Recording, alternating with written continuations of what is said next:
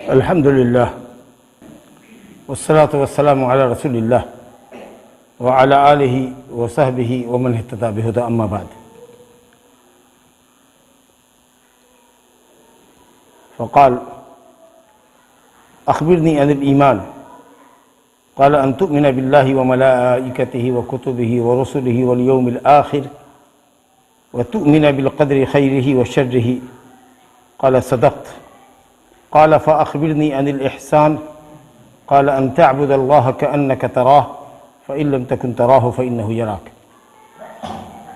حاضرین،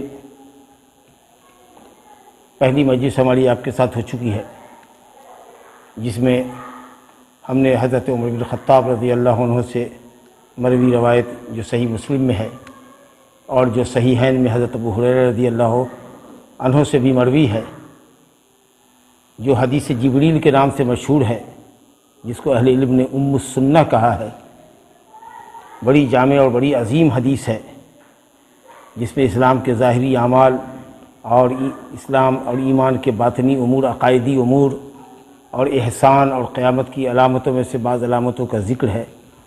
وہ ہم نے آپ کے سامنے پورا متن پڑھا تھا اور اس کا کچھ حصہ ہم پہلی مجلس میں آپ کے سامنے مختصراً پیش کر چکے ہیں، اس کی مختصر تشریح آپ کے سامنے لا چکے ہیں۔ اب حضرت جبریل امین علیہ السلام جو ایک نووارد شخص کی شکل میں آئے تھے اور اچانک سے نمودار ہوئے تھے، انہوں نے دوسرا سوال جو کیا ہے، پہلا سوال تو اسلام کے متعلق تھا اور اسلام کے 5 ارکان نبی صلی اللہ علیہ وسلم نے بتائے، توحید و رسالت کے اقرار کے ساتھ 5 وقتہ نماز کا قیام اور زکوٰۃ کی ادائیگی اور رمضان کے روزے کا اہتمام، اور استطاعت ہو تو سال میں پوری عمر میں 1 مرتبہ حج اور عمرے کا اہتمام۔ یہ واجبات دین ہیں، اصل فرائض اسلام ہیں جن کا ذکر ہم نے کیا ہے۔ دوسرا سوال جو حضرت جبریل نے کیا تھا، قال فاخبرنی عن الایمان، آپ مجھ کو ایمان کے متعلق بتائیے، ایمان کیا ہے۔ آپ کو پہلے سمجھنا چاہیے کہ اسلام اپنے عمومی معنی میں ایمان کو بھی شامل ہے۔ اگر ہم یہ کہتے ہیں کہ ہمارا دین اسلام ہے تو اسلام کا مطلب ہی یہ ہوتا ہے کہ اللہ اور اس کے رسول کی گواہی دینا، اللہ کی وحدانیت، رسول کی رسالت کی گواہی دینا، اور پھر فرشتوں پر ایمان اور نبیوں پر ایمان اور کتابوں پر ایمان اور آخرت پر ایمان اور تقدیر کے بھلے برے پر ایمان، نماز، روزہ، حج، زکوٰۃ اور دوسرے تمام جو اسلام کے واجبات اور فرائض ہیں سب پر ایمان، اور جو چیزیں اسلام میں حرام ہیں ان تمام چیزوں پر ایمان اور یقین کا نام ہے اسلام۔ جیسے کہ قرآن نے کہا ان الدین عند اللہ الاسلام، مکمل دین اسلام ہے۔ تو ایسا نہیں کہ اسلام کے اندر جو 5 چیزیں بتائی گئی ہیں جن کا تعلق ہمارے اعمال سے ہے، نماز کا، روزے کا، حج کا، زکوٰۃ کا، اس میں ایمان اور عقیدہ داخل نہیں ہے۔ یا جب ہم کہتے ہیں کہ ایمان کا جو ڈیفینیشن آیا ہے کہ ان تؤمن باللہ وملائکتہ وکتبہ، ایمان لاؤ اللہ پر، ملائکہ پر، فرشتے پر، آخرت پر، تو اس کا یہ مطلب نہیں کہ ایمان کے اندر میں نماز، روزہ، حج، زکوٰۃ داخل نہیں ہے۔ تو اسلام بولیے تو ایمان کے ارکان بھی داخل ہیں، ایمان بولیے تو اسلام کے ارکان بھی داخل، لیکن یہاں الگ الگ تفصیل جو حضرت جبریل نے کی ہے یہ بتانے کے لیے کہ اسلام کی اہم چیزیں یا اہم ارکان کیا ہیں، ایمان میں اہم چیزیں کیا ہوتی ہیں، ورنہ ایمان تو پورے اسلام کا نام ہے۔ نبی صلی اللہ علیہ وسلم نے فرمایا الایمان بضع و 70 شعبۃ اعلاها کلمۃ لا الہ الا اللہ وادناها اماطۃ الاذى عن الطریق والحیاء شعبۃ من الایمان، کہا کہ ایمان 73 سے لے کر 79، بضع کا لفظ ہوتا ہے 3 سے لے کر 9 تک، 73 سے لے کر 79، یا بعض روایت میں ہے بضع و 60، 60 63 سے لے کر کے 69 تک ایمان کی شاخیں ہیں۔ کہا کہ سب سے جو بنیادی جڑ ہے ایمان کی وہ کلمہ توحید و رسالت ہے، اور اس کے بعد اس کی موٹی موٹی شاخیں یہ ارکان اسلام، نماز، روزہ، حج، زکوٰۃ، اور اس کے بعد پھر اس کی ڈالیاں اور اس کے اندر جو چھوٹی چھوٹی شاخیں ہوتی ہیں اور پتے وغیرہ لے کے پورا ایک گھنیرا درخت ہے جس کا اعلیٰ کلمہ، جو سب سے اونچی درجے کی جو چیز ہے ایمان کے اندر وہ لا الہ الا اللہ ہے، اور سب سے ادنا درجے کی جو چیز ہے ایمان کے اندر وہ راستے سے تکلیف دہ چیزوں کا ہٹا دینا ہے، اور حیا ایمان کا ایک اہم جز ہے، ایک اہم شاخ ہے۔ تو الحمدللہ ایمان بھی نماز روزوں کو شامل ہے۔ تو اسی لیے اہل علم نے کہا کہ اسلام اگر بولو تو اس میں ایمان بھی داخل ہوتا ہے، اور ایمان بولو تو اس میں اسلام کے جو ارکان بیان کیے گئے ارکان خمسہ وہ بھی داخل ہیں، لیکن جب اسلام اور ایمان دونوں ایک ساتھ بولا جائے تو اہل علم نے حضرت حدیث جبریل کی روشنی میں فرق کیا ہے کہ اسلام کا اطلاق ظاہری اعمال پر ہوتا ہے جو انسان اپنے اعضاء اور جوارح سے ادا کرتا ہے، اور ایمان کا اطلاق باطنی اور عقائدی امور پر ہوتا ہے۔ یہ فرق کرتے ہیں جیسا کہ یہاں بیان آیا، ورنہ سب چیز سب کو شامل ہے۔ اسلام بولیں گے تو اس میں ایسا نہیں کہ ایمان نہیں داخل ہوگا، اور ایمان بولیں گے تو اسلام کے جو ارکان نماز روزہ ہے وہ ایمان کا جز نہیں ہے، ایسا نہیں ہے، بلکہ اہم چونکہ اسلام کے یہ اہم ارکان ہیں، ایمان کے یہ بنیادی 6 ارکان ہیں، اس لیے ذکر کیا گیا ہے، ورنہ تمام چیزیں اسلام اور ایمان کے اندر بھی داخل ہیں۔ تو کل ملا کر کے بات اصل میں یہ ہے کہ اسلام اور ایمان میں اگر کوئی پوچھے کہ کیا فرق ہے تو کہیے کہ دیکھو دونوں چیز تو سیم ہی ہے، لیکن جب اسلام اور ایمان ایک ساتھ ذکر کیا جاتا ہے جیسے کہ حدیث جبریل میں ہے، تو اسلام کا اطلاق ظاہری اعمال پر ہوتا ہے جو اعضاء اور جوارح سے ادا کرتے ہیں، ہم زبان سے کلمہ پڑھتے ہیں، نماز پڑھتے ہیں، روزہ رکھتے ہیں، حج کرتے ہیں، زکوٰۃ دیتے ہیں، سب داخل ہے۔ اور ایمان بولیں گے تو اللہ پر ایمان رکھنا، اعتقاد، عقیدہ، ایمان باللہ اور ایمان بالملائکہ، ایمان بالکتب، ایمان بالرسول، ایمان بالآخرت، ایمان بالقدر خیرہ و شرہ۔ ٹھیک ہے، الحمدللہ۔ تو ظاہری اعمال پر اسلام کا اطلاق اور باطنی عقائد پر، عقائدی امور پر، باطنی امور پر ایمان کا اطلاق۔ جیسے اسی سے ملتی جلتی بات بتا دیں، فقیر اور مسکین ایک ساتھ بولتے ہیں ہم لوگ، فقیر اور مسکین۔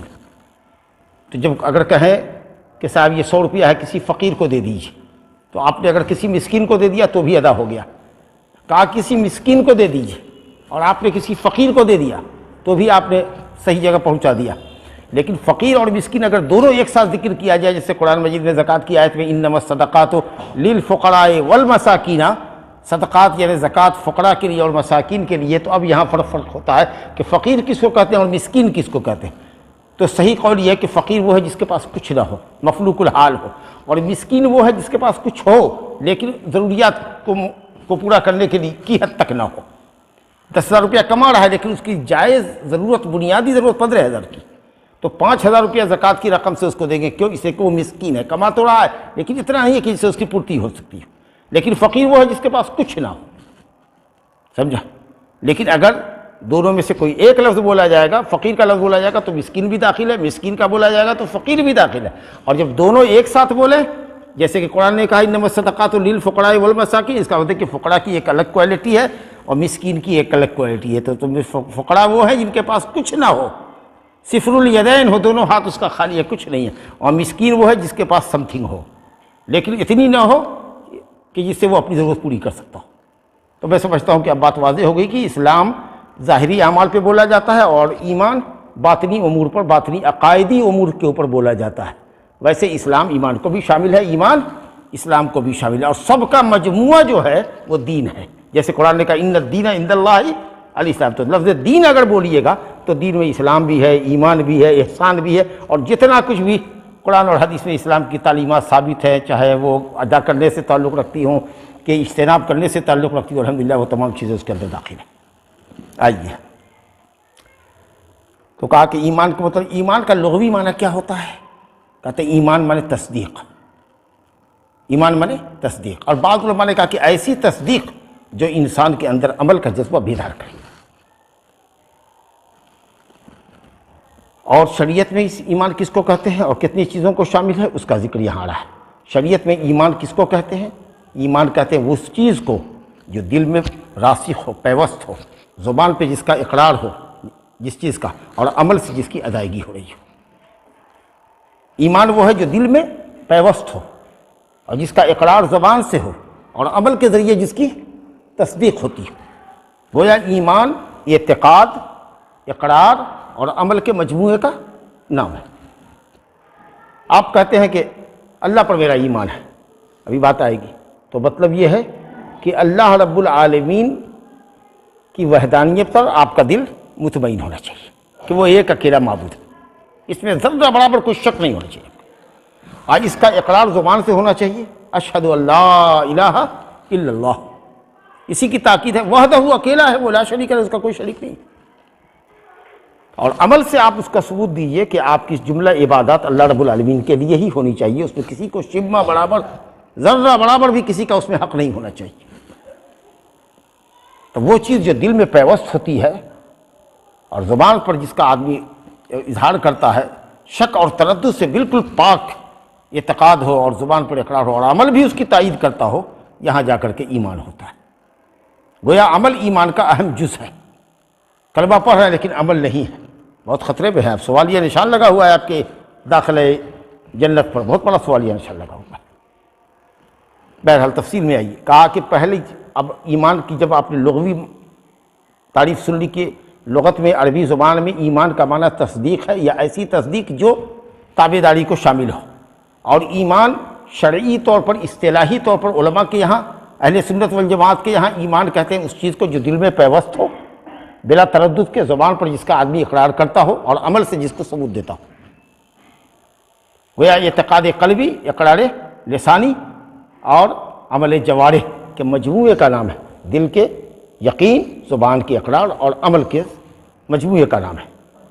اب اس کے کتنے ارکان ہیں، بنیادی کتنے ارکان ہیں، تو اس حدیث پہ بیان کیا کہ 6 ارکان ہیں۔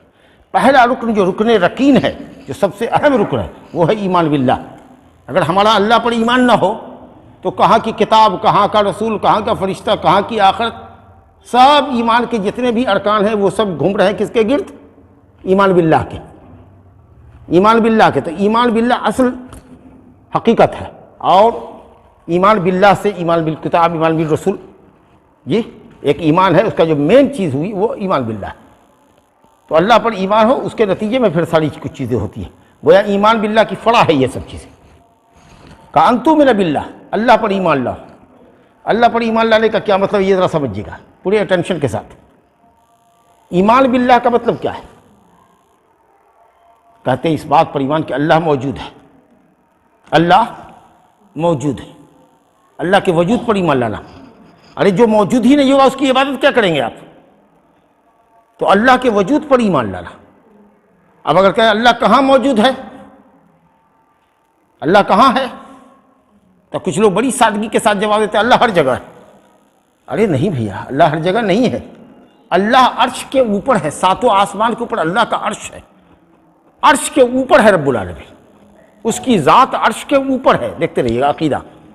ہاں اللہ تعالیٰ کا علم ہر جگہ ہے، اللہ تعالیٰ ہر چیز کو دیکھ رہا ہے، ہر چیز کو سن رہا ہے، ہر چیز کو جان رہا ہے۔ احاط بکل شیء علما، اس نے ہر چیز کو اپنے گھیرے میں لیا ہے۔ کوئی چیز لا یعزب عنہ مثقال ذرۃ فی الارض ولا فی السماء، ایک ذرہ بھی رب العالمین کی نگاہ سے اوجھل نہیں ہے۔ نہایت سننے والا، نہایت باریک دیکھنے والا، اور تمام چیزوں کا جاننے والا ہے۔ تو آپ سن لیجئے اللہ موجود ہے۔ کوئی تکلیف یا اللہ کرتے ہیں نا، نیچر ہے، نیچر ہے۔ اتنی بڑی کائنات بغیر خالق کے تھوڑے بن گئی ہے، وجود میں آ گئی ہے۔ تو عقلی اور نیچری دلیل کے علاوہ شریعت کی بھی دلیلیں موجود ہے قرآن حدیث میں اللہ کے وجود پر۔ تو اللہ موجود ہے۔ تو ایمان باللہ کے اندر پہلی چیز ہے کہ اللہ کے وجود کا عقیدہ ہو کہ اللہ موجود ہے۔ اللہ کہاں ہے؟ کہے گا اللہ کی ذات عرش کے اوپر ہے جو 7 آسمان کے اوپر ہے، باقی اس کا علم ہر جگہ ہے۔ ایمان باللہ کے اندر دوسری چیز یہ ہے کہ اللہ رب العالمین کی ربوبیت پر ایمان ہو کہ اللہ ایک اکیلا رب اور خالق ہے۔ کائنات کو بنانے میں، ایک مکھی کو بنانے میں بھی کسی نے اللہ کا ساتھ نہیں دیا، اور نہ اللہ کو کسی کے ساتھ کی ضرورت ہے۔ آپ سمجھ لیجیے، بڑی سے بڑی اور چھوٹی سے چھوٹی مخلوق اللہ نے بنائی ہے۔ اللہ خالق کل شیء، اللہ ہر چیز کا خالق۔ باقی جتنی اللہ کے علاوہ جتنی چیز ہے سب مخلوق، اور ایک اللہ اکیلا خالق۔ وہی رازق ہے، وہی مارنے وہی جلانے والا ہے، اور نظام کائنات کا وہی چلانے والا ہے۔ اس کو کہتے ہیں توحید ربوبیت۔ اللہ پیدا کرنے میں، مالک اور رازق ہونے میں، اور زمانے کا نظام چلانے میں ایک اکیلا ہے۔ اس میں تو مکہ کے مشرکین کو بھی شک نہیں تھا۔ دوسری چیز آئیے ایمان باللہ کے اندر یہ ہے کہ اس بات کا بھی ہم کو یقین ہونا چاہیے پختہ کہ ایک اللہ اکیلا ہی عبادت کے لائق بھی ہے۔ لوگوں نے جو اللہ کی عبادت میں دوسروں کو، ولیوں کو، نبیوں کو، زندوں کو، مردوں کو شریک کر رکھا ہے، کوئی بت کے سامنے سجدہ ریز ہے، کوئی قبر پر بچھا ہوا ہے، کوئی سورج سے مانگ رہا ہے، کوئی چاند کے سامنے نمن کر رہا ہے، کوئی آگ کی پوجا کر رہا ہے، کوئی کچھ پر، سب باطل ہے، سب شرک ہے۔ تو اللہ ایک اکیلا ہی معبود برحق ہے۔ کیوں؟ اس لیے کہ وہ ایک اکیلا خالق ہے۔ جب کائنات اس نے بنائی ہے، کائنات کی رچنا اس نے کی ہے، ہر چھوٹی بڑی مخلوق اس نے پیدا کی ہے، تو مخلوق کی بندگی کا بھی مستحق کون ہوگا؟ اللہ۔ اور تیسری چیز یہ ہے کہ اللہ تعالیٰ کی معرفت کے لیے جو اللہ تعالیٰ نے نام اور صفات بیان کی ہیں کہ اللہ رب العالمین کے اچھے اچھے نام ہیں، پاکیزہ نام ہیں، اللہ کے ناموں کو جب سمجھیے گا، اللہ کی صفتوں کو جب سمجھیے گا، اللہ کی جب معرفت آپ کے اندر آئے گی تو آپ کے ایمان میں اضافہ ہوگا، اللہ کی حقیقت سمجھ میں آئے گی، ایمان آپ کا مضبوط ہوگا۔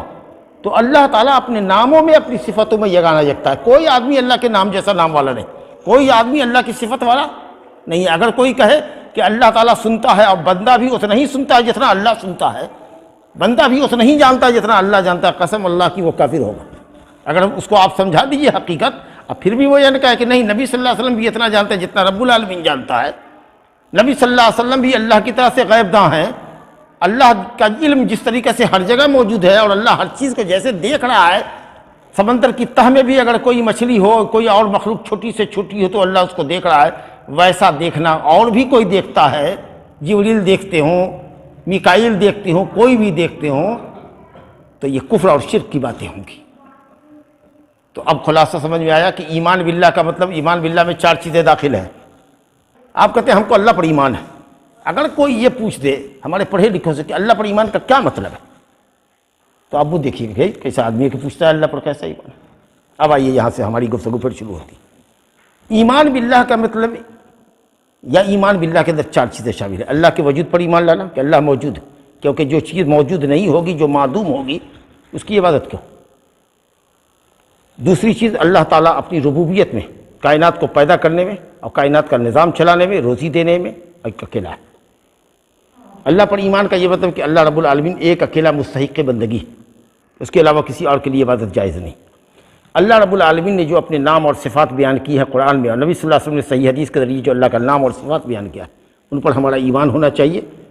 اللہ تعالیٰ کو کسی مخلوق سے مشابہ نہیں کر سکتے، کسی مخلوق سے اللہ کی مثال نہیں دے سکتے۔ فلا تضربوا للہ الامثال، اللہ کے لیے کوئی مثال نہ بناؤ۔ اور جیسے گمراہ فرقوں نے، جہمیہ نے، معتزلہ نے کہا کہ اللہ تعالیٰ کی صفات کا انکار کر دیا، جہمیہ نے ناموں کا بھی انکار کر دیا، کہا کوئی نام اس کا نہیں ہے۔ ارے بھائی ایسی دنیا میں کوئی چیز بتاؤ جس کا کوئی نام نہ ہو۔ جو بھی چیز موجود ہوگی اس کا کوئی نہ کوئی نام ہوگا۔ اگر تم یہ کہتے ہو اللہ کا کوئی نام نہیں ہے تو اس کا مطلب ہے کہ تم اس کی آڑ میں یہ کہنا چاہتے ہو کہ اللہ موجود ہی نہیں۔ کتنا خراب عقیدہ ہے۔ اللہ کہتا ہے لیس کمثلہ شیء وہو السمیع البصیر، اللہ کے مثل کچھ بھی نہیں۔ اللہ کے جیسا کسی کو مت کہو، لیکن اللہ سننے والا، انتہائی سننے والا اور دیکھنے والا ہے۔ اللہ کی کسی صفت کا انکار مت کرو۔ تو یہ 4 چیزیں جب ہوں گی تو ایمان باللہ ہے۔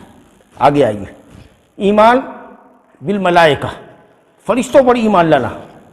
فرشتوں پر ایمان لانے کا کیا مطلب ہے کہ اللہ رب العالمین نے ایک مخلوق پیدا کی ہے، سمجھا کہ نہیں؟ اس مخلوق کا نام ہے فرشتہ، ملک، جس کی جمع ملائکہ۔ جیسے ہم ایک مخلوق ہے، ہم کو انسان کہا جاتا ہے۔ ایک مخلوق اللہ تعالیٰ نے جن پیدا کی ہے، ایک مخلوق اللہ تعالیٰ نے چوپایوں کی پیدا کی ہے۔ چوپایوں کے اندر پھر دیکھیے بکری ہے یا گھوڑا، گدھا، اس طرح کی تفصیلات دیکھیے۔ جتنی مخلوق ہے ان مخلوق میں سے ایک مخلوق ہے اللہ تعالیٰ کی جس کے پاس جسم بھی ہے، یاد رکھیے گا، جسم بھی ہے اور عقل ہے۔ کچھ لوگ سمجھتے ہیں کہ نہیں وہ ہوا کے مانند آتا ہے، خالی روح ہے، آتما ہے فرشتوں کی۔ نہیں، فرشتوں کا جسم ہے اور فرشتوں کے اندر روح ہے۔ فرشتوں کے پاس بازو ہیں۔ الحمدللہ جاعل الملائکۃ رسلا اولی اجنحۃ مثنی وثلاث ورباع، فرشتوں کو اللہ تعالیٰ نے 2 پر والا بنایا ہے، 2 بازوؤں سے اٹھتے ہیں۔ کوئی کسی کے پاس 3 ہے، کسی کے پاس 4 پر ہے، اور حضرت جبریل امین کے 600 پر ہے۔ کتنی عظیم مخلوق ہے۔ نبی صلی اللہ علیہ وسلم نے 2 مرتبہ دیکھا حضرت جبریل کو ان کی اصلی شکل میں۔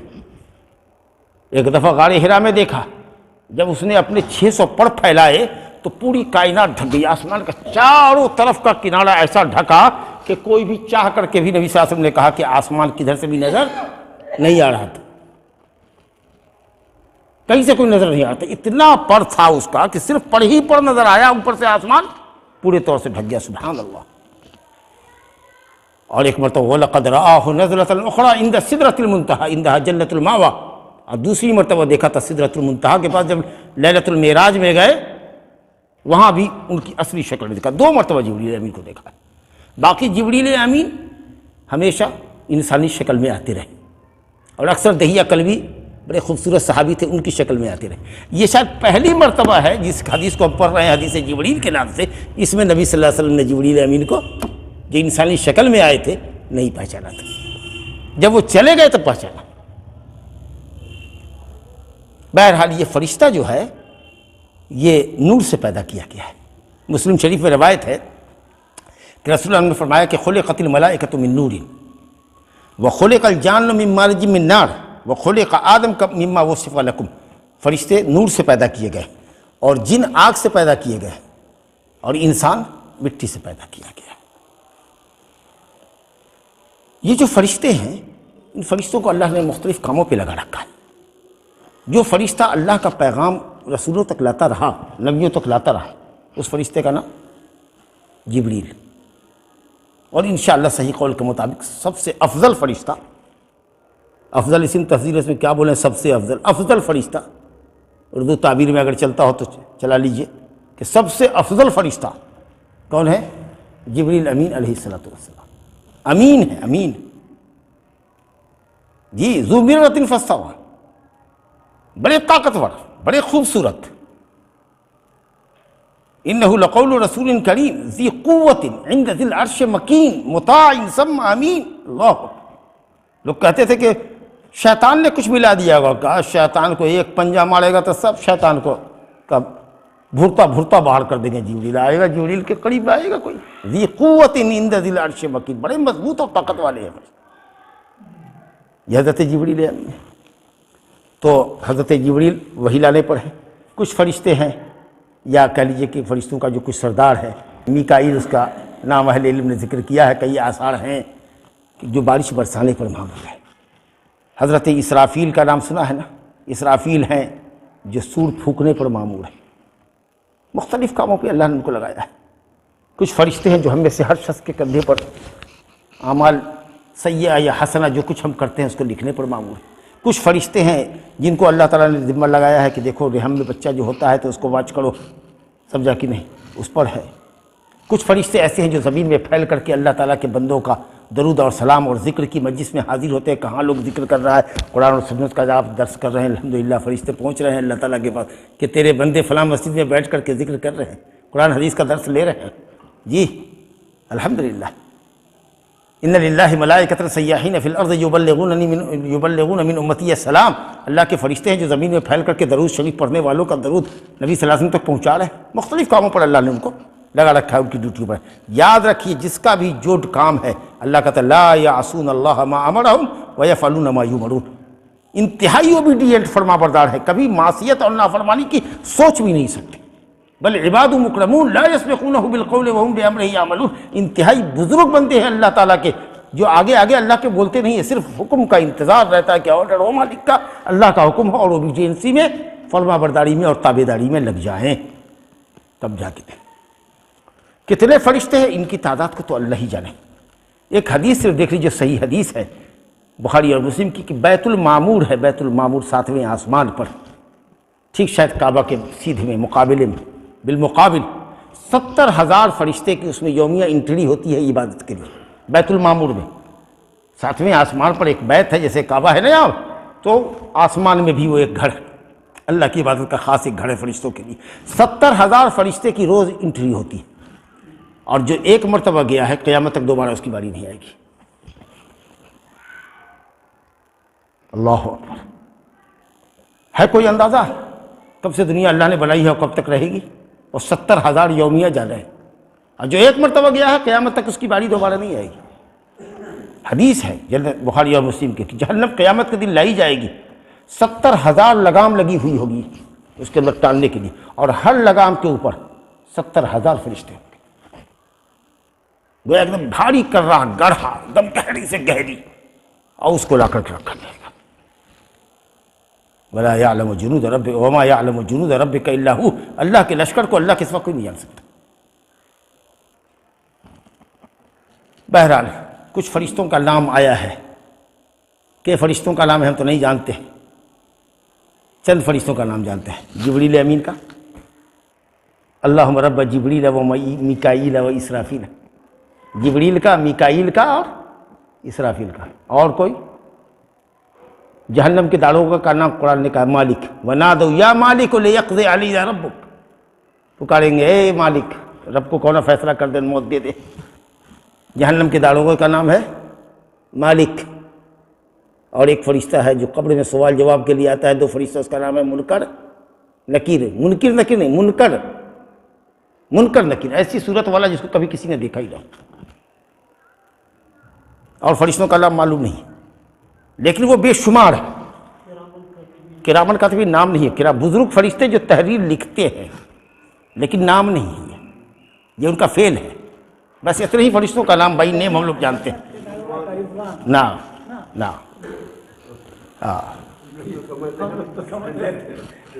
جی ایسا نہیں آیا کہ جنت کے فرشتے جنت کے داروغے کا نام یا جنت کے دربان کا نام رضوان ہے، قرآن حدیث میں نہیں، سمجھا نا؟ جو اقبال نے کہا ہے کچھ جو سمجھا میرے شکوے کو تو رضوان سمجھا، مجھ کو جنت سے نکالا ہوا انسا سمجھا، رضوان نہیں ہے، لیکن ہاں جہنم کے داروغے کا نام رضوان ہے، مالک ہے۔ وقالوا یا مالک ونادوا یا مالک لیقضی علینا ربک قال انکم ماکثون، جہنم ہی میں ٹھہرو۔ متکبرین کے اس کا رئیس کا نام بولس صحیح ہے بولس بولس، جہنم لا الہ الا اللہ، جو خازن النار ہے، پورا خزانچی، سب کا ہیڈ میٹ، وہ ہے مالک۔ اب اس کے انڈر میں کروڑوں کروڑ ہوں گے، سمجھا کہ نہیں؟ اور ملک الموت جو روح نکالتا ہے، ملک الموت، موت کا فرشتہ، یہ بھی نام نہیں ہے اس کا، روح نکالنے والا، اس کے بھی آوان و انصار ہے، بہت سے اس کے چیلے ہیں، جس کو روح ملک الموت نکالتا ہے اور فرشتوں کے حوالے کرتا ہے جو اس کے ساتھ رہتے ہیں۔ اللہ اکبر۔ بس یہ چند فرشتوں کے نام آئے ہیں قرآن حدیث میں جو آپ کے ساتھ ہیں۔ دیکھیے درس کا یہی علمی فائدہ ہوتا ہے۔ اب آئیے تیسری چیز ہے اللہ تعالیٰ کی کتابوں پر ایمان لانا، آمنت باللہ و ملائکتہ و کتبہ۔ اللہ تعالیٰ کی کتابوں پر کتنی کتابیں ہیں؟ قرآن مجید میں کتنی کتابوں کا ذکر ہے؟ توریت کا، انجیل کا، جی زبور کا، وَآتَيْنَا دَاؤُدَ زَبُورًا، اور قرآن مجید کا صحف ابراہیم و موسیٰ۔ حالانکہ تمام رسولوں کو اللہ تعالیٰ نے کتاب دی، تمام رسولوں کو اللہ نے کتاب دی، لیکن جن کتابوں کا قرآن مجید میں ذکر ہے تمام رسولوں کو اللہ نے کتاب دی ہے۔ صاحب شریعت تھے، نبی اور رسول میں فرق ہے، رسول ہائی لیول ہے اور نبی اس سے نیچے ہے۔ رسول وہ ہوتا ہے جس کی اپنی شریعت ہوتی ہے، اللہ نے آسمان سے شریعت اس پہ اتاری ہوتی ہے، اس کے پاس اپنا قانون نازل اللہ کا کرتا ہوتا ہے، شریعت ہوتی ہے، کتاب ہوتی ہے۔ جو نبی ہوتا ہے وہ صاحب شریعت، مستقل شریعت والا نہیں ہوتا، وہ اپنے سے اگلے رسول کی شریعت کا فالوور ہوتا ہے۔ کچھ چیزیں اللہ تعالیٰ ان کے اوپر بھی نازل کرتا ہے، وہی آتی ہے، تبلیغ اشاعت کرتے ہیں، لیکن مستقل جو شریعت ہے وہ ان کے پاس نہیں ہے۔ حضرت موسیٰ علیہ السلام رسول ہے، لیکن حضرت ہارون اور دوسرے جتنے ہیں وہ سب نبی ہیں۔ تو نبی اور رسول میں یہی فرق ہے، تبلیغ تو دونوں کرتے ہیں، لیکن نبی اپنی شریعت نہیں رکھتا، رسول کے پاس اللہ تعالیٰ کی نازل کردہ مستقل شریعت ہے، وہ رسول دوسرے رسول کا پابند نہیں ہوتا۔ رسولوں کی تعداد کم ہے، نبیوں کی تعداد بہت ہے۔ حدیث آئی ہے ابو ذر غفاری رضی اللہ عنہ سے، جس کے اندر ہے کہ 1,25,000 انبیاء کے، سند میں کلام ہے، لیکن بعض علماء نے کہا کہ کئی طرق سے آئی ہے، اس لیے اعتبار کے لائق۔ لیکن وہ جو حضرات رسول علیہم الصلاۃ والسلام ہیں ان کی تعداد 300 کچھ ہے۔ یہ سب رسول اللہ کے، اچھا سب کے سب انسان ہی تھے، یاد رکھیں، کوئی بھی جنوں میں رسول نہیں آیا۔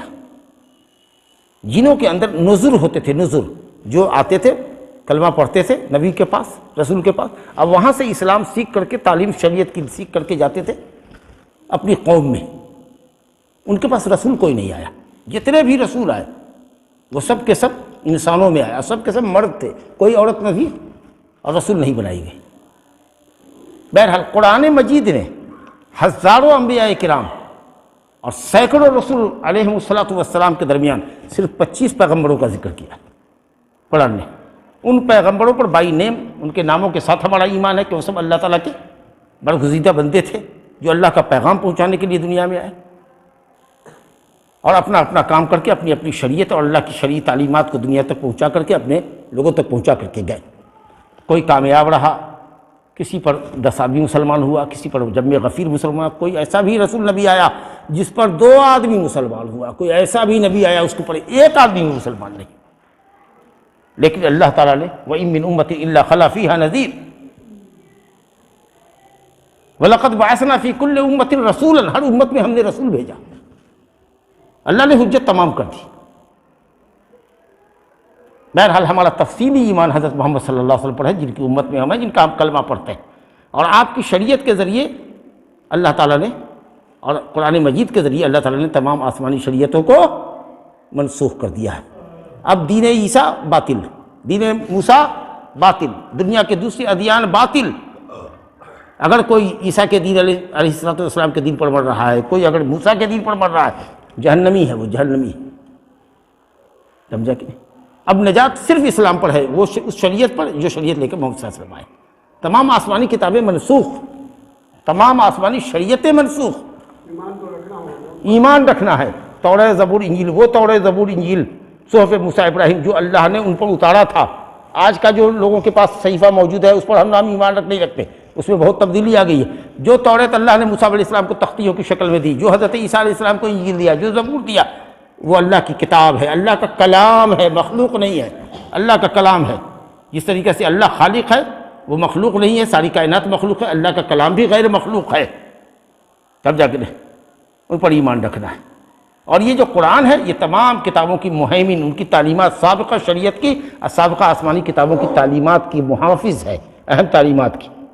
بہرحال تو ہم تمام ان کتابوں پر ایمان رکھتے ہیں۔ قرآن پر ہمارا تفصیلی ایمان ہے کہ قرآن مجید میں جن باتوں کی اللہ نے خبر دی ہے ہم ان کی تصدیق کرتے ہیں، جو حکم اللہ نے قرآن میں اتارے ہیں ان پر ایمان رکھتے ہیں، ان کو بجا لائیں گے۔ جن چیزوں سے اللہ نے روکا ہے ان سے ہمارے اوپر بچنا واجب ہے، اور اللہ کی شریعت قرآن اور نبی صلی اللہ علیہ وسلم کی حدیث کے مطابق کرنا ہے۔ یہ بھی یاد رکھنا ہے کہ قرآن نبی صلی اللہ علیہ وسلم کا دائمی معجزہ ہے، قیامت تک کے لیے معجزہ ہے۔ ہر نبی کو اللہ نے اس کے وقت کے حساب سے معجزہ دیا جو نبی کے ساتھ ساتھ چلا گیا، لیکن قرآن رہتی دنیا تک کے لیے معجزہ ہے، عربوں کے لیے جو عربی زبان جاننے والے لوگ ہیں، کہ اگر تم کو ڈاؤٹ ہے کہ اگر یہ قرآن اللہ کا کلام نہیں ہے، محمد صلی اللہ علیہ وسلم کا نعوذ باللہ جیسا تم کہتے ہو کہ خود ساختہ کلام ان کا گڑا ہوا کلام ہے، تو ایک آیت ایک سورت بنا کر کے قرآن جیسی لے آؤ۔ یہ چیلنج آج بھی موجود ہے، قیامت تک موجود ہے۔ لہذا قرآن اور سنت پر عمل کرنا ضروری اور واجب ہے۔ چلیے صاحب، اس کے بعد چوتھی چیز جیسا کہ میں نے آپ سے عرض کیا کہ جو اس کے اندر ہے ایمان کیا ہے؟ ان تؤمن باللہ وملائکتہ وکتبہ، آگے ہے رسلہ۔ اس کے اوپر بھی ایک تفصیل آپ کے سامنے آ گئی ہے کہ تمام انبیاء اور رسول انسانوں میں رہے، تمام کے تمام مرد رہے، کوئی عورت نہیں ہوئی، جنوں میں کوئی نبی اور رسول نہیں رہا، اور رسولوں کی تعداد اور نبیوں کی تعداد کا صحیح پتہ اللہ کو ہے، لیکن انبیاء زیادہ رہے ہیں رسولوں کے مقابلے میں، ٹھیک ہے۔ ان رسولوں میں جو 5 رسول ہیں وہ سب سے ہائی لیول رسول ہیں، ان کا مقام سب سے اونچا ہے، جن کو اولو العزم پیغمبر کہتے ہیں، بڑے پائے کے پیغمبر ہیں۔ وہ 5 کون ہیں؟ حضرت محمد صلی اللہ علیہ وسلم، حضرت ابراہیم خلیل اللہ علیہ السلام، اور حضرت موسیٰ علیہ السلام، حضرت عیسیٰ علیہ السلام، حضرت نوح علیہ السلام، نوح علیہ السلام، سمجھا کہ نہیں؟ سب سے پہلے رسول نہیں، یہ نہیں کہہ رہا ہوں، ابھی جو بات کر رہا ہوں وہ آپ سمجھیے۔ رسولوں میں جو سب سے اعلیٰ پیمانے کے جو لوگ ہیں، اولو العزم پیغمبر، بڑے پیغمبر جن کی بڑی سرگرمی ہے، بڑی مجتہدانہ کوششیں ہیں، بڑی جد و جہد ہے، جنہوں نے قوم کو بہت جھیلا ہے، جن کے کارنامے زبردست ہیں، جن کو اللہ تعالیٰ نے بطور خاص اولو العزم کہا، فاصبر کما صبر اولو العزم من الرسل، اے نبی اس طرح صبر کیجئے، دین کے دعوت میں استقامت کیجئے جیسے اولو العزم بڑے پایہ کے پیغمبروں نے کیا ہے۔ وہ کون ہیں؟ اس کا بھی قرآن نے بیان کیا ہے سورہ شورى میں کہ اے نبی ہم نے آپ کی طرف وحی کیا، اور نوح کی طرف کیا، اور ابراہیم کی طرف کیا، اور موسیٰ کی طرف کیا، اور عیسیٰ کی طرف کی، ان اقیموا الدین ولا تتفرقوا فیہ، سب مل کر سب کو یہی تعلیم دی کہ دین کو قائم کرو اور دین میں تفرقہ بازی نہیں ہونی چاہیے، ایک اللہ کی بندگی ہونی چاہیے۔ تو وہ اولو العزم پیغمبر جو ہیں ترتیب سے بتا رہے ہیں فضیلت کے اعتبار سے، نمبر 1 سب سے افضل تمام رسولوں کے سردار محمد صلی اللہ علیہ وسلم، ان کے بعد درجے میں حضرت ابراہیم خلیل اللہ علیہ السلام، اس کے بعد حضرت موسیٰ علیہ السلام، کچھ لوگ کہتے ہیں اب اس کے بعد نوح کو گنو، پھر عیسیٰ کو گنو، کچھ لوگ کہتے ہیں عیسیٰ پہلے ہوں گے، اس کے بعد فضیلت کے اعتبار سے رسولوں میں سب سے پہلے رسول حضرت نوح علیہ السلام، نبیوں میں سب سے پہلے نبی حضرت آدم علیہ السلام۔ اب دیکھ لیجئے، کیونکہ رسول کہتے ہیں نا شریعت والا ہو، حضرت نوح علیہ السلام پہلے رسول ہیں جن کی قوم نے شرک و بت پرستی کی، قوم کے 5 بزرگوں ود، سوا، یغوث، یعوق، نصر کا پتلا بنایا، گھر میں پوجا کیا، قبر پر مجاوری کی، پھر ان کی مجلسوں میں ان کا مجسمہ نصب کیا، وہاں سے بھی بھیڑ لگنے لگی تو سب گھر میں لے گئے۔ یہ پہلی دنیا کی قوم تھی جس نے شرک کیا تھا۔ تو حضرت آدم اور نوح علیہ السلام کے درمیان 1000 سال کا زمانہ گزرا، یاد کیجیے گا 1000 سال، اس میں کسی قوم نے کوئی شرک نہیں کیا، صرف ایک اللہ کی بندگی ہوتی تھی۔ یہ پہلی قوم تھی نوح کی جس کی ہدایت کے لیے اللہ نے نوح بھیجا۔ اس کو شیطان نے بہکا دیا کہ تمہارے قوم کے بزرگان تھے، ان کے قبروں پر بیٹھو، ان کے مجسمے تراشو، گھر میں رکھو تاکہ اللہ یاد آئے گا۔ اور بعد میں جب علم شریعت ختم ہو گیا، دوسری تیسری نسلیں آئی تو شیطان نے پٹی پڑھا دی کہ تمہارے باپ دادا ان کے توسط سے، ان کے وسیلے سے اللہ سے مانگتے تھے۔ اب یہاں سے شرک اور بت پرستی ہو گئی۔ تو اللہ تعالیٰ نے اس قوم کی اصلاح کرنے کے لیے جو پہلا رسول بھیجا، توحید کی دعوت دینے والا اور شرک سے منع کرنے والا، یہ پہلا رسول کون ہوا؟ حضرت نوح علیہ السلام۔ اس لیے حدیث شفاعت میں آیا ہے کہ قیامت کے دن جب نفسی کا عالم ہوگا تو لوگ پہنچیں گے حضرت آدم کے پاس اور کہیں گے آپ تو ابو البشر ہے، ابو الانبیاء ہیں، آپ نبیوں کے باپ ہیں، انسانوں کے باپ ہیں، آپ سفارش کیجیے اللہ تعالیٰ سے کہ وہ بندوں کے درمیان فیصلہ کرے۔ تو کہیں کہ نہیں بیٹا، یاد ہے نا ہم نے جو غلطی کی تھی، جنت میں پھل کھا لیا تھا تو نکال دیے گئے تھے، ارے ہماری ہمت نہیں ہے اللہ کو کچھ کہنے کی۔ جاؤ نوح کے پاس، نوح کے پاس جب آئیں گے تو کہیں نوح انت اول رسول بعثک اللہ الی الخلق، آپ پہلے رسول ہیں جن کو اللہ تعالیٰ نے مخلوق میں بھیجا ہے۔ اب دیکھیے پہلے نبی تو حضرت آدم ہے، پھر یہاں لوگ کہہ رہے ہیں نوح کو کہ آپ پہلے رسول ہیں، تو یہ اولیت کس اعتبار سے ہے؟ شرک سے منع کرنے کے اعتبار سے۔ چلیے الحمدللہ۔ اور آخری رسول جو ہیں محمد صلی اللہ علیہ وسلم، اور نبی اور رسول دونوں ہیں آپ، یعنی جو رسول ہے وہ نبی ہے لیکن ہر نبی رسول نہیں۔ اچھا یہیں پر مزے کی بات آ گئی۔ اسلام ظاہری اعمال کو بولتے ہیں، ایمان عقائدی امور کو کہتے ہیں۔ ہر مومن مسلم ہے لیکن ہر مسلم مومن نہیں۔ دیہاتی کچھ لوگ آئے، ابھی نیا کلمہ پڑھا تھا، انہوں نے کہتے تھے ہم مومن ہیں، ہم مومن ہیں۔ اللہ تعالیٰ نے کہا قالت الاعراب آمنا قل لم تؤمنوا ولکن قولوا اسلمنا۔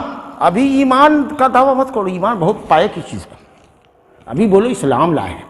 ظاہری طور پر کلمہ پڑھے ہو، جمعہ 8 دن ہوا ہے تم کو، ابھی مثال کے طور پر کہتے ہیں نا جمعہ 8 دن ہوا ہے، ابھی جب اسلام میں خوب پختہ ہو جاؤ گے تب جا کر کے ایمان کے دائرے میں داخل ہوگے۔ تو ہر مومن مسلم ہے لیکن ہر مسلمان مومن نہیں۔ اسی کبھی کبھی صحابہ کرام کسی کے متعلق کہتے یا رسول اللہ فلاں کو دیجیے نا، وہ مومن آدمی ہے، تو آپ نے کہا کہ اب وہ مسلمان مومن ہے کہ مسلم ہے، یعنی بجائے اس کے کہ کسی کے ایمان کے لیے تم دم بھرو، حامی بھرو کہ وہ مومن ہے، اس سے اچھا ہے کہ کہو مسلم ہے، کیونکہ مسلم تو عام سب کو مسلمان کہتے ہیں۔ جو کلمہ پڑھا لا الہ الا اللہ کا شرک نہیں کر رہا ہے، اگر وہ تاڑی بھی پیتا ہے اور بدکاری بھی کرتا ہے، مسلمان تو ہے نہ بجا، لیکن مومن نہیں ہے، کیونکہ اگر پکا مومن ہوتا تو یہ بدکاری نہیں کرتا۔ ہاں مسلمان ہے، کلمہ پڑھ رہا ہے، ہم اس کو کافر نہیں کہیں گے، دائرہ اسلام سے خارج نہیں کہیں گے جیسے گمراہ فرقہ کرتا ہے، لیکن مومن نہیں کہیں گے، مومن کا مقام اونچا ہوتا ہے، سمجھا نا؟ حدیث میں جو آتا ہے کہ لا یزنی الزانی حین یزنی وہو مومن، جب زناکار زنا کرتا ہے تو وہ مومن نہیں رہتا، مطلب مومن کامل نہیں رہتا ہے، ناقص مومن رہتا ہے، دیٹ از اسلام۔ جو اسلام ہے نا وہ مسلمان تو رہتا ہے، لیکن جو مومن آپ کہیے گا کامل مومن وہ نہیں رہتا۔ چلیے بہرحال وقت چونکہ تیزی سے گزر رہا ہے اس لیے الحمدللہ۔ ایک بات اور جان لیجیے، جتنے انبیاء اور رسول آئے سب شہر سے آئے، کوئی بھی دیہاتی نہیں تھا، بدوی نہیں تھا، نہ سمجھا؟ کیونکہ بدوی لوگ ہوتے ہیں اجت، پڑھے لکھے لوگوں میں، شہریوں میں سے، جہاں بڑی آبادی تھی وہاں سے آیا کرتے تھے۔ تو اب ایک جگہ اعتراف پڑتا ہے کہ حضرت یوسف علیہ السلام کے باپ وغیرہ جب ملے، بھائی وغیرہ ملے، تو انہوں نے کہا کہ وَجَاءَ بِكُم مِّنَ الْبَدْوِ، اللہ تعالیٰ آپ لوگ کو بادیہ سے لے آیا۔ تو حضرت یعقوب علیہ السلام اصل میں شہر میں ہی نبی بنائے گئے تھے، ہو سکتا ہے کہ انہوں نے بعد میں بادیہ نشینی اختیار کر لی ہوگی، ہو سکتا ہے کہ جس مقام پہ وہ رہتے رہے ہوں گے اس جگہ کا نام بدا رہا ہوگا، سمجھا کہ نہیں؟ چلیے ماشاءاللہ۔ یا ہو سکتا ہے کہ شہر سے متصل جو محلہ رہا ہوگا، دربھنگہ شہر ہے اور اس سے متصل محلہ ہے نا چکزوڑا، تو چلیے ہے تو وہ محلہ لیکن شہر میں ہے، تو یہ اہل علم نے جواب دیا ہے کہ سارے انبیاء من اہل القریٰ، قریٰ سے ہوتے تھے، بستیوں سے ہوتے تھے، شہروں سے ہوتے تھے، آدمی سمجھتا ہے قریہ مانے دیہات، نہ، دیہات کے لیے بدو آتا ہے، قریہ مانے جہاں آبادی گھنی ہو۔ مکہ کو اللہ تعالیٰ نے لکھا ام القریٰ، ام القریٰ، بستیوں کی ماں۔ تو بہرحال تمام انبیاء شہری تھے، دیہاتی کچھ بھی نہیں تھے۔ اب یہی ایک اعتراض پڑتا ہے کہ سورہ یوسف میں تو اللہ تعالیٰ کہتا ہے کہ حضرت یوسف نے کہا کہ وجاء بکم من البدو، اللہ آپ کو بدو سے لے آیا دیہات، تو کیا حضرت یعقوب علیہ السلام اور ان کے اور بیٹے بادیہ میں رہتے تھے؟ تو اس کا جواب اہل علم نے دیا ہے، علامہ شنقیطی رحمۃ اللہ علیہ، کہ نہیں، اس جگہ کا نام یا تو بدو رہا ہوگا، یا ممکن ہے کہ نبی بنائے جانے کے بعد میں وہ دیہات چلے گئے ہوں گے بیٹی کی جدائی کے بعد، یا ہو سکتا ہے کہ شہر سے لگا ہوا جو متصل جو ان کا محلہ رہا ہوگا جس میں وہ تھے، وہ اس کو بادیہ کہا گیا ہے۔ بہرحال فرق نبی رسول کا بھی آپ نے سمجھ لیا، اور 5 اولو العزم پیغمبروں کا بھی نام سن لیا، اور سب سے بڑی نعمت جس کا میں ذکر کروں وہ یہ ہے اللہ تعالیٰ نے جن و انس پر جو آخری زمانے میں کیا ہے کہ محمد صلی اللہ علیہ وسلم کو ان کے درمیان نبی اور رسول بنا کر بھیجا ہے، اور آپ کی نبوت اور رسالت تا قیام قیامت ہے۔ آپ نے ہر بھلائی کی طرف ہماری رہنمائی فرمائی ہے اور ہر شر سے ہم کو ڈرا دیا ہے۔ اس کے بعد اب ہدایت صرف محمد صلی اللہ علیہ وسلم کی شریعت میں ہے، اگر کوئی عیسیٰ موسیٰ اور کسی بھی نبی کے دین پر ہو تو وہ اس کے لیے کافی نہیں ہے اور نجات نہیں ہے۔ اور اس کے بعد ایمان بالآخرت ہے نا، 5واں چیز ان تؤمن باللہ، سمجھ لیا ہے، وہ ملائکتہ ہی، فرشتے پر، وہ کتبہ ہی، وہ رسلہ۔ 5ویں چیز ہے والیوم الآخر، قیامت کے اوپر۔ قیامت آخر کس کو کہتے ہیں؟ قیامت اصل میں یہ ہے کہ مرنے کے بعد سے لے کر کے قبر سے اٹھائے جانے تک، اور میدان حشر کا جو دن ہوگا وہ آخری دن ہوگا، وہی یوم آخر ہے۔ آخر دن وہ ہے جس میں انسان اٹھایا جائے گا، وہ ایک دن جو 50,000 سال کا دن ہوگا، آخری دن ہوگا۔ اس کے بعد کوئی دن کوئی رات نہیں ہوگی، کوئی دن کوئی رات نہیں ہوگی۔ اس پر ایمان لانا ہے کہ مرنے کے بعد قیامت ہوگی، اٹھائے جائیں گے۔ اب اس کے اندر بہت ساری چیزیں ہیں، اب یہ ایک لمبا موضوع ہے۔ آخرت پر ایمان لانا، آخرت کے اوپر ایمان لانے کے اندر مرنے کے بعد قبر کے اندر آدمی کا آزمایا جانا، منکر نکیر کے ذریعے سوالات کیا جانا، اور جواب دینے والے کے لیے قبر کا جنت کی کیاری بنا دیا جانا، اور جواب نہ دینے والے کافر اور بے ایمانوں کے لیے اس کو جہنم کا گڑھا بنا دیا جانا، اس کی جو تفصیل آتی ہے اس پر ایمان رکھنا ہے۔ سمجھا کہ قبر میں نعمت بھی ہوتی ہے اور عذاب ہوتی ہے۔ نبی کریم صلی اللہ علیہ وسلم کی سکلائی دعا نہیں آپ پڑھتے ہیں؟ صحیح ہے ان کی دعا ہے، اللہم انی اعوذ بک من عذاب القبر واعوذ بک من عذاب النار واعوذ بک من فتنۃ المحیا والممات واعوذ بک من فتنۃ المسیح الدجال۔ اللہ تعالیٰ ہم سب کو عذاب قبر سے بچائے۔ تو یہاں ہے، اور اس کی پوری تفصیل ہے کہ 2 فرشتہ، ابھی آپ دفن کر کے نکلے بھی نہیں قبرستان سے باہر کہ جاتی ہے ملاکان، 2 فرشتے دھمکتے ہیں، ایک کو منکر دوسرے کو نکیر کہا جاتا ہے۔ بڑا ابن عابد کی مفصل روایت ہے مسند امام احمد حنبل کے اندر، اور پھر وہ اس کے اندر روح ڈالی جاتی ہے، اس کو جگایا جاتا ہے، بٹھایا جاتا ہے، اور اس سے سوال کیا جاتا ہے من ربوں کا، ما دینوں کا، ومن نبیوں کا۔ بہرحال وہ پوری تفصیل آپ کے سامنے ہے۔ اس کے بعد چلیے صاحب وہاں سے آپ اٹھے، قیامت کے دن میدان محشر میں جمع ہوئے۔ اب وہاں پر ہمارا ایمان عذاب قبر کے ساتھ اور نعیم قبر کے ساتھ، اب قیامت کے دن نبی کریم صلی اللہ علیہ وسلم کا حوض ہوگا۔ اللہ تعالیٰ نے نبی صلی اللہ علیہ وسلم کو حوض عطا فرمایا، حوض کوثر، جس کی تفصیل ہے کہ پانی اس کا دودھ سے زیادہ سفید اور شہد سے زیادہ میٹھا ہوگا، جو اس سے ایک گلاس پی لے گا کبھی پیاسا نہ ہوگا۔ اللہ تعالیٰ ہم سب کو، ہمارے آباء و اجداد کو، ہمارے اساتذہ کو، طلباء کو، اللہ تعالیٰ آپ تمام لوگوں کو حوض کوثر سے نبی صلی اللہ علیہ وسلم کے سیراب کرے۔ سمجھا کہ نہیں؟ جو لوگ مرتد ہوں گے، جو نبی صلی اللہ علیہ وسلم کے زمانے میں مسلمان رہے لیکن بعد میں وہ کلمہ سے پھر گئے، یا اسی طریقہ سے جو لوگ بدعتی ہیں، دین میں نت نئی بدعتیں ایجاد کر رہے ہیں، بڑھ رہے ہوں گے حوض کوثر کی طرف، فرشتہ دھکا دے کے بھگا رہا ہوگا۔ نبی صلی اللہ علیہ وسلم کہیں گے لگتا ہے میرے ہی ہے، کچھ علامت ہوگی؟ کہا نہیں آپ نہیں جانتے، آپ کے بعد انہوں نے دین میں بہت کچھ دھما چوکڑی مچائی، بہت سی چیزوں کا اضافہ کیا۔ تو وہ جو تھے بعد میں مرتد ہو گئے وہ، اور وہ جنہوں نے دین کے اندر نت نئی بدعتیں عملی اور اعتقادی ایجاد کر رکھی ہیں، وہ سب اس کے اندر داخل ہیں۔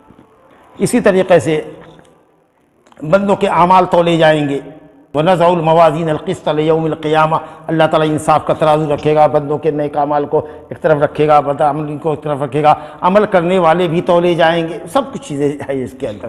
اور اسی طریقہ سے آخرت کے اوپر ایمان کے اندر یہ ہے کہ صاحب ہمارا ایمان یہ ہونا چاہیے کہ صاحب جنت ہے اور جہنم ہے، اور پل صراط پر ایمان ہے کہ پل صراط اللہ نے جہنم کے پیٹھ پر نصب کیا ہے، اس سے پار کریں گے انبیاء اولیاء سب کے سب پار کریں گے، اور اپنے اپنے اعمال کے اعتبار سے کوئی بجلی کی مانند گزر جائے گا، کوئی تیز ہوا کے مانند، کوئی تیز گھوڑے کے مانند، کوئی دوڑنے والے کے مانند، کوئی چلنے والے کے مانند، کوئی چلے گا گرے گا زخمی ہوگا، کچھ جلے گا، کچھ نچھڑائے گا، پار کر جائے گا، اور کچھ دھک سے نیچے گر جائے گا، لیکن گزرنا سب کو ہے۔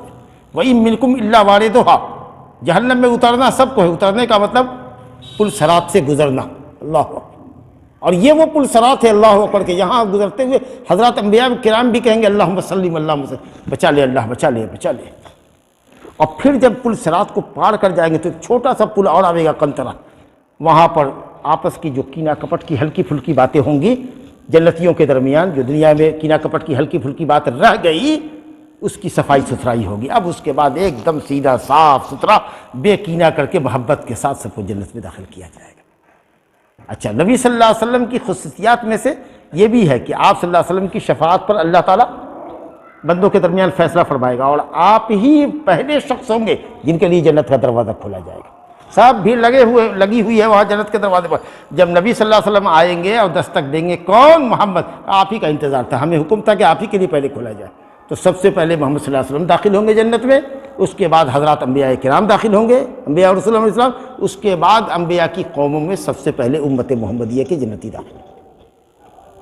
اور ماشاء اللہ تبارک و اللہ، جنتیوں میں 2/3 جنتی امت محمدیہ کے افراد ہوں گے۔ اللہ تعالی ہم سب کو اپنے فضل سے اہل جنت بنائے، اور پھر جو جہنمی ہے والعیاذ باللہ وہاں جائے گی۔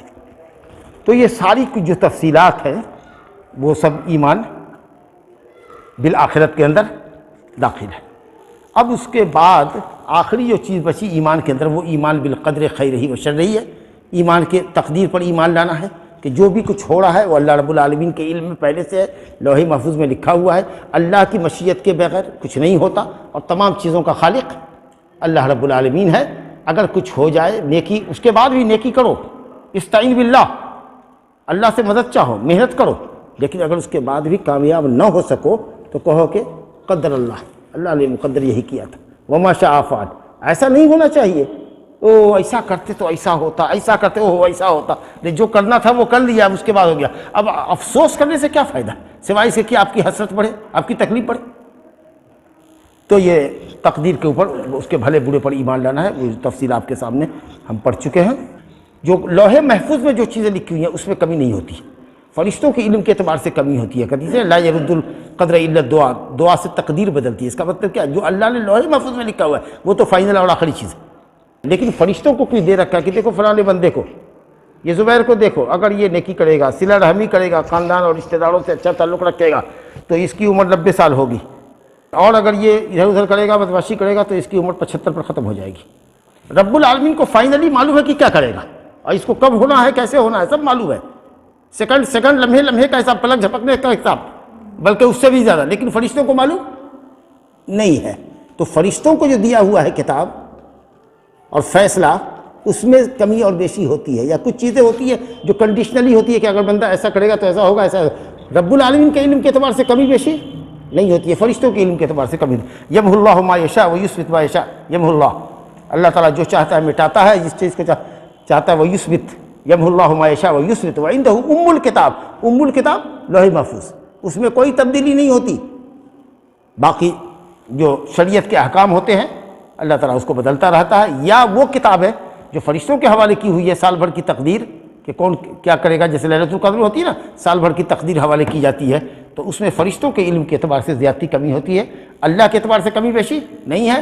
اور مٹائے جانے کی جو بات ہے وہ فرشتوں میں جو کتاب ہاتھ میں ہے اس میں ہے، جو لوح محفوظ میں ہے اس میں کوئی کمی بیشی نہیں ہوتی ہے، الحمدللہ۔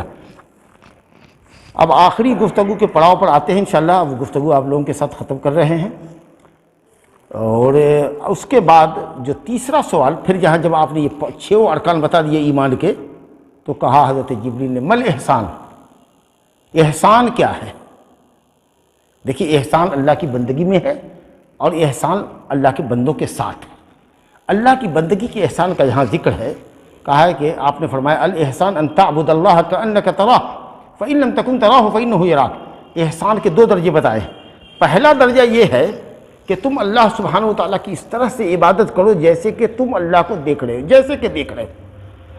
اب آپ تھوڑی دیر کے لیے تصور کیجئے کہ اگر آپ کا دل مشاہدہ کر رہا ہو کہ اللہ ہمارے سامنے ہے اور ہم دل سے اس کو دیکھ رہے ہیں، تو نمازی کی کیفیت کیا ہوگی، اس کے خشوع اور خضوع کی کیفیت کیا ہوگی، اس کے آداب کیسے ہوں گے، نماز پڑھنے میں اس کی حیت اور اس کا طریقہ نہائی درجہ غایت درجہ تواضع، ذلت، خاکساری، خشوع، خضوع اور حضور قلب کے ساتھ عبادت کرے گا۔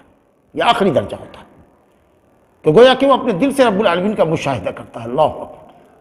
آنکھ سے تو کوئی بھی کائنات میں دیکھ نہیں سکتا، کوئی نہیں دیکھ سکتا۔ حضرت موسیٰ علیہ السلام نے ظاہر کیا، کہا تجلی دیکھو طور پہاڑ کو، اگر وہ رک گیا تو دیکھ پاؤ گے، پہاڑ روزہ روزہ ہو گیا۔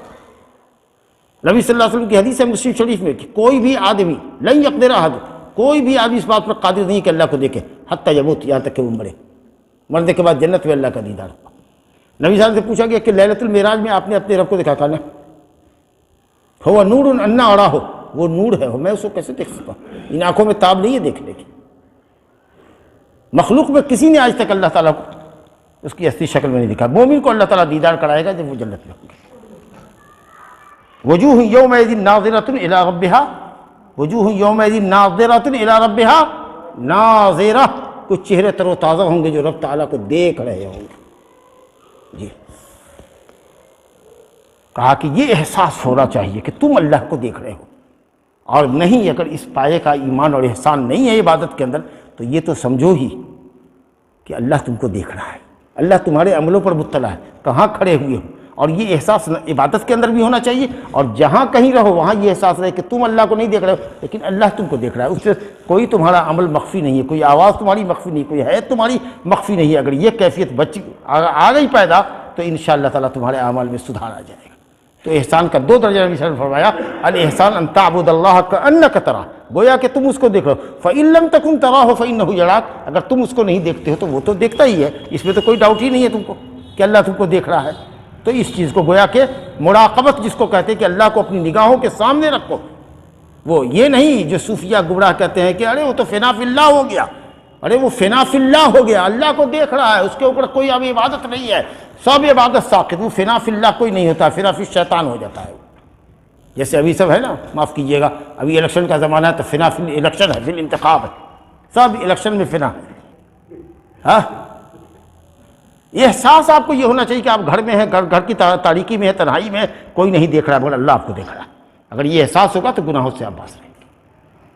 آپ کہاں ہیں؟ نماز میں ہیں، خیالات کی دنیا میں مت بھٹکیے، اپنے دماغ کو اپنے دل کو فارغ کیجیے اللہ کی بندگی کی طرف۔ چلیے جب آپ نے یہ بتا دیا تب اس کے بعد چوتھا سوال جبریل نے کہا متی الساعہ، قیامت کب قائم ہوگی؟ اب دیکھ لیجیے کتنا بڑا سوال ہے۔ تو نبی صلی اللہ علیہ وسلم نے فرمایا قیامت کب قائم ہوگی، کب ساری دنیا تہوبالا ہو جائے گی، سارے انسان جنات مر جائیں گے، قیامت کب قائم ہوگی؟ تو کہا مل مسئول عنہا بعالم من السائل، جس سے پوچھا گیا ہے وہ سائل سے زیادہ نہیں جانتا، یعنی جس طریقہ سے تم نہیں جانتے کہ قیامت کب ہوگی میں بھی نہیں جانتا، یعنی لا علمی میں ہم اور تم اور ساری کائنات برابر ہیں، قیامت کا صرف علم اللہ کو ہے۔ ایگزیکٹلی کب آئے گی قیامت یہ تو صرف وہی جانتا ہے، لا یجلیھا لوقتھا الا ہو، ٹھیک ٹائم پر اللہ ہی اس کو ظاہر کرے گا۔ یسألونک عن الساعۃ ایان مرساھا، کب لمبر انداز ہوگی قیامت، کب ہوگی؟ قل انما علمھا عند ربی لا یجلیھا لوقتھا الا ہو، صحیح وقت پر اللہ ہی اس کو لائے گا، وہی جانتا۔ فی خمس لا یعلمہن الا اللہ، یہ ان غیبی 5 امور میں ہیں جن کو اللہ کے سوا کوئی نہیں جانتا۔ اور نبی صلی اللہ علیہ وسلم نے سورہ لقمان کی آخری آیت تلاوت کی، ان اللہ عندہ علم الساعہ، قیامت کا اللہ ہی کے پاس علم ہے، وَيُنَزِّلُ الْغَيْثَ، بارش برساتا ہے، وَيَعْلَمُ مَا فِي الْأَرْحَامِ، ماں کے رحموں میں کیا ہے وہ، وَمَا تَدْرِي نَفْسٌ مَاذَا تَكْسِبُ غَدًا، کل کون کیا کمائے گا کوئی بھی نہیں جان سکتا، کل آپ کی کیا کمائی ہوگی، آپ کے گراہک کتنے آئیں گے، آپ کی دکان پہ کیا ہوگا، وَمَا تَدْرِي نَفْسٌ بِأَيِّ أَرْضٍ تَمُوتُ، کتنا بھی ہیلا کر لیجئے، کتنی بھی مشین لگا دیجئے، کتنا تیر تکا لگا لیجئے، یہ پتہ آپ کو نہیں چلے گا کہ کون کب کہاں مرے گا، موت اس کو کہاں لے جائے گی۔ اللہ اکبر، یہ اہم چیز ہے، مفاتیح الغیب کہا گیا، یہ ایک دم یہ سمجھ لیجئے کہ بڑے بڑے غیب کے خزانے ہیں جس کی یہ 5 باتیں ہیں جن کو اللہ کے علاوہ کوئی نہیں جانتا۔ اس کے علاوہ بھی غیب کی بہت سی چیزیں ہیں جو اللہ کے علاوہ کوئی نہیں جانتا۔ عالم الغیب فلا یظہر علی غیبہ احدا الا من ارتضی من رسول، غیب کی خبر تو صرف اللہ کو ہے، مگر جتنی بات وہ اپنے رسولوں کو بتائے۔ چلیے صاحب، تب کہا گیا کہ ہاں اگر آپ نے کہا کہ ہم علامت بتا سکتے ہیں، علامت بتا سکتے ہیں، کہا چلیے علامت ہی بتائیے۔ تو آپ نے 2 علامت کا ذکر کیا، اور یہ آخری پڑاؤ ہے ہمارا۔ کہا کہ امارت کے متعلق، علامت کے متعلق پوچھتے ہیں تو آپ نے 2 ہلکی علامت بتائی۔ بڑی بڑی علامت جو قیامت سے قریب ہوگی اس کا ذکر اس میں نہیں ہے، وہ ہلکی علامت ہے۔ وہ علامت نبی صلی اللہ علیہ وسلم کے زمانے میں بھی پائی گئی، اب بھی پائی جا رہی ہے اور پائی جاتی رہے گی، یہ کہا۔ لیکن یہ کہ جیسے جیسے زمانہ قریب ہو رہا ہے قیامت سے، یہ علامت کھل کے آ رہی ہے۔ کہا آپ نے کہ ان تلد الامۃ ربتہا، علامت یہ ہے قیامت کی کہ لونڈی اپنی مالکن کو، یا ربہا بعض لفظ ہے حدیث میں کہ اپنے مالک کو جنے گی۔ رب کو جنے گی مراد ہے مالک، سید اور سیدہ، اپنے مالک کو، اپنے آقا کو جنے گی مالکہ۔ اس کا کئی معنی ہوگا، یعنی یہ ہے کہ صاحب لونڈی آئے گی اور لونڈی کو بستر بنائے گا اس کا مالک، آقا۔ جائز ہے، کسی بھی دھرم پر ہو لونڈی جائز ہے، مسلمان ہونا اس کا شرط نہیں، بیوی کا مسلمان ہونا شرط، یا پھر اہل کتاب کی ہو، یہود و نصارہ کی۔ تو یہودیہ اور نصرانیہ اپنے دھرم پر رہتے ہوئے بھی ایک مسلمان کی بیوی ہو سکتی ہے، لیکن کافرہ نہیں ہو سکتی۔ باقی لونڈی کسی بھی دھرم کی ہو، اگر وہ لونڈی ہے جو اسلامی غزوے میں پکڑ کے لائی گئی ہے تو وہ آپ کی لونڈی ہے، آپ کے لیے جائز ہے۔ اب اس کے بطن سے اگر بچہ پیدا ہوا، وہ بچہ آقا کا کہلائے گا، ٹھیک ہے۔ اس کے بعد آقا نے اس لونڈی کو بیچ دیا مثال کے طور پر۔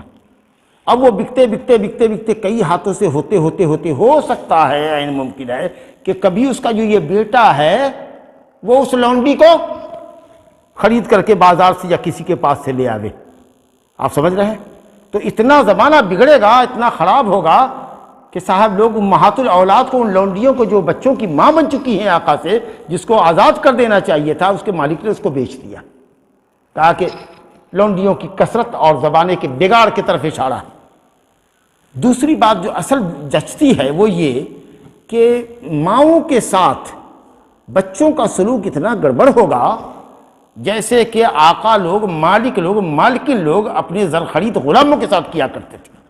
گالیاں دینا، مارنا، پیٹنا، گویا کہ ماں نے بیٹا بیٹی پیدا نہیں کیا ہے، مالک اور مالکن پیدا کیا ہے۔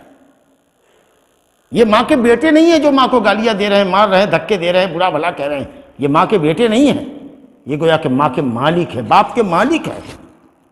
اور وہ چیزیں آپ دیکھ رہے ہیں کہ کتنی کثرت سے ہے نافرمانی ماں باپ کی، اور گستاخیاں اور بدتمیزیاں۔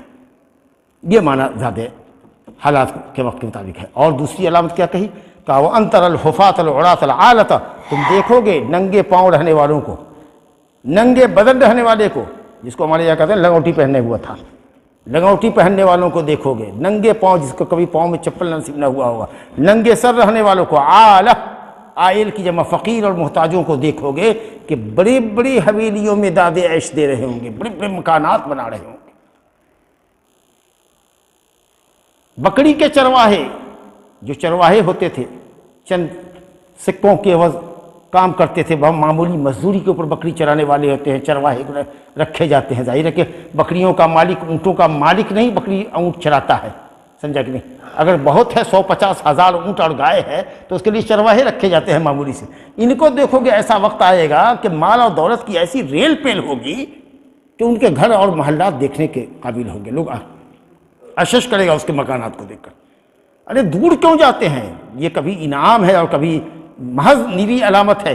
اللہ کے فضل و کرم سے یہ جو شتربان تھے، یہ اونٹوں کے جو چروائے تھے، جو عرب کے بدو تھے، اللہ رب العالمین نے اسلام کی برکت سے اور اسلامی فتوحات کی برکت سے کتنی زیادہ ان کو دولت عطا فرمائی۔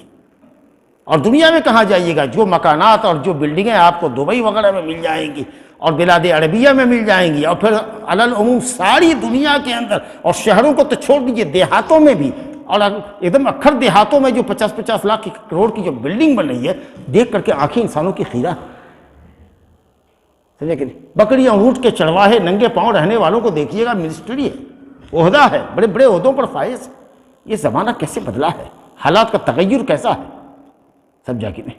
بہرحال اس کا یہ مطلب نہیں ہے کہ صاحب آپ مکان نہ بنائیں، لیکن جو اللہ تعالیٰ نے جو نعمتیں دی ہیں ان نعمتوں کی قدر ہونی چاہیے۔ تو پیسے کی ریل پر اور اونچے اونچے مکانات اور حویلیوں بنانے کی جو ہور لگی ہوئی ہے مکانوں کی، وہ چیزیں آپ دیکھ رہے ہیں۔ انتر الحفاۃ العالۃ یتطاولون یتفاخرون فی البنیان، بڑے بڑے محل میں رہیں گے اور فخر کریں گے، یتطاولون فی البنیان۔ اے صاحب اتنا کہنا تھا کہ وہ بندہ اٹھا اور اٹھنے کے بعد سوال کرنے کے بعد وہ چلا گیا۔ جیسے وہ گیا نبی صلی اللہ علیہ وسلم نے فوراً کہا کہ ردوہ علیہ، اس آدمی کو پلٹا کے لاؤ، پلٹا کے لاؤ، پلٹا کے لاؤ۔ کئی لوگ دوڑے مجلس میں اور دیکھا کہ صاحب ہم نے رأینہ فی کل، مطلب جو بھی راستہ ادھر سے بھی وہاں سے اترتا تھا، ادھر جانے والا، پورب جانے والا، پچھم جانے والا، سب طرف صحابہ کرام کچھ دوڑے، لیکن بندے کا کہیں پتہ نہیں تھا۔ اسی میں حضرت عمر فاروق بھی دوڑے دیکھنے کے لیے جو مجلس میں موجود تھے۔ آیا رسول اللہ تو نہیں ملا، تو آپ نے کہا ہذا جبریل۔ اب سمجھ میں آیا نبی صاحب کہا کہ یہ تو جبریل تھے۔ اللہ سبحان اللہ، ہذا جبریل اتاکم یعلمکم دینکم، جو آئے تھے تم کو تمہارا دین سکھلانے کے لیے۔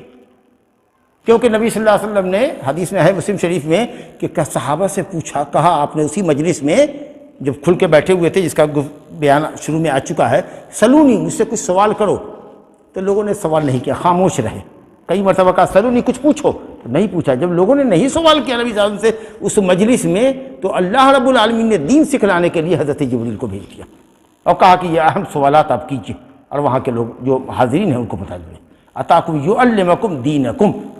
اچھا، ایک سوال اگر آپ سے یہ کریں کہ نبی صلی اللہ علیہ وسلم نے دین سکھلایا تھا کہ حضرت جبریل نے دین سکھلایا؟ آپ کہہ رہے ہیں اتاکم جبریل اتاکم یعلمکم دینکم، جبریل آئے تھے تم کو دین سکھانے کے لیے۔ تعلیم کی نسبت آپ نے جبریل کی طرف کی، حالانکہ تعلیم تو نبی صلی اللہ علیہ وسلم نے دی۔ جی بہترین سوالات کیے جبریل نے علیہ الصلاۃ والسلام، اور ان سوالات کے جوابات نبی صلی اللہ علیہ وسلم نے دیے۔ گویا یہ نسبت جبریل کی طرف مجازی ہے۔ یہ سمجھیے کہ اچھا سوال کیا جس کے نتیجے میں اتنا اچھا جواب نبی صلی اللہ علیہ وسلم کے ذریعے آیا۔ اسی لیے علماء نے کہا ہے کہ اچھا سوال کرنا آدھا علم دینا ہے۔ اور اس لیے صحابہ کرام کہتے تھے کہ ہم دیہات سے آنے والے عقل مند آدمیوں کا انتظار کرتے تھے کہ کوئی دیہاتی آوے عقل مند ہو، اب بڑھیا بڑھیا وہ سوال کرے نبی صلی اللہ علیہ وسلم سے اور ہم لوگ سن رہے ہیں۔ تو بہترین سوال حضرت جبریل نے کیا تھا، اس سے نبی صلی اللہ علیہ وسلم نے نسبت کی۔ اور ایک چیز کہ آپ نے ان تمام باتوں کو کیا کہا؟ دین۔ تو لفظ دین ایسا ہے، دین کا لفظ ایسا ہے جو اسلام کو بھی شامل ہے، ایمان کو بھی شامل ہے، احسان کو بھی شامل ہے، تمام چیزوں کو شامل ہے۔ تو چلیے اب آپ سے اگر پوچھتے ہیں کہ دین کے کتنے مراتب ہوئے، کتنا اسٹیپ ہوا دین کا، اس حدیث کی روشنی میں مراتب الدین، دین کے مراتب اسٹیپ کتنے ہیں؟ 3۔ سب سے ادنا اسٹیپ اسلام، اس سے اوپر کی کھڑی ایمان، اس کے اوپر کی کھڑی احسان۔ سمجھا؟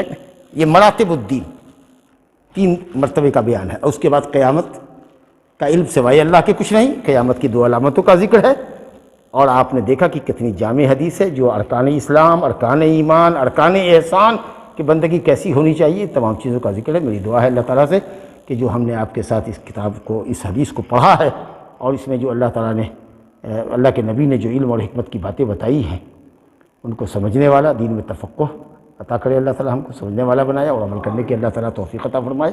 اور اس علمی دورے کو اور علمی مجلس کو، جو 2 مجلسیں آپ کے ساتھ ہوئی ہیں، اللہ تعالیٰ آپ کے میزان حسنات میں تولے اس کو۔ ھذا وباللہ التوفیق وصلی اللہ علی نبینا محمد وآلہ وصحبہ اجمعین وآخر دعوانا الحمد للہ رب العالمین۔ سبحانک اللہم ربنا وبحمدک، اشہد ان لا الہ الا انت، استغفرک واتوب الیک۔